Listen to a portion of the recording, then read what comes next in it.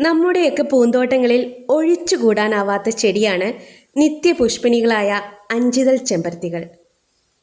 മഴയെന്നോ വെയിലെന്നോ ഇല്ലാതെ നിത്യവും പൂക്കൾ തരുന്നവ.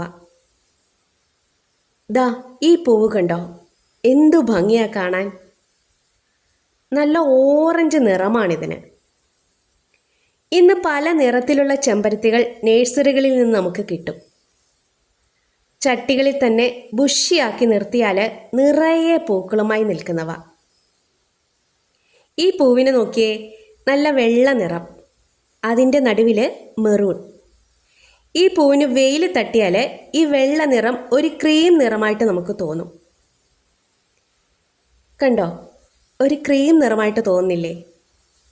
അടുക്ക് ചെമ്പരത്തിയേക്കാൾ കൂടുതൽ ഭംഗി അഞ്ചിതൾ ചെമ്പരത്തിക്ക് തന്നെയാണ്.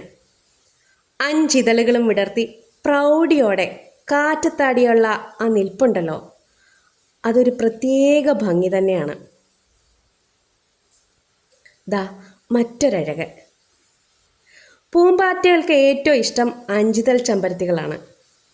അവയ്ക്ക് തേൻ കുടിക്കാൻ എളുപ്പമായതുകൊണ്ടാവാം അഞ്ചിതൾ ചെമ്പരത്തികളോട് അവയ്ക്ക് ഇത്ര പ്രിയം.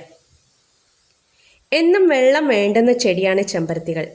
നല്ല വെയിലും വേണം, ആവശ്യത്തിന് വളവും വേണം, ഇടയ്ക്ക് കമ്പ് കോതി കൊടുക്കണം. ഇത്രയും മതി നിറയെ പൂ പിടിക്കാൻ. എത്ര ഭംഗിയാ ഈ പൂവിനെ കാണാൻ. ലാളിത്യമുള്ള സുന്ദരി പൂവ്. ഈ പൂവ് പതുക്കെ വിരിഞ്ഞുണരുകയുള്ളൂ, പക്ഷെ അപാര ഭംഗിയാണിതിന്. ചെമ്പരത്തിയുടെ ചെറു കൊമ്പുകൾ നട്ടാണ് പുതിയ തൈകൾ ഉണ്ടാക്കുന്നത്. ചെമ്പരത്തിയിൽ വിത്തുണ്ടാക്കിയെടുക്കാം. ഒരു പൂവിൽ നിന്നും പൂമ്പൊടി മറ്റൊരു പൂവിൽ നിക്ഷേപിച്ച് വിത്തുണ്ടാക്കി പുതിയ നിറങ്ങളൊക്കെ ഉണ്ടാക്കിയെടുക്കാൻ പറ്റും.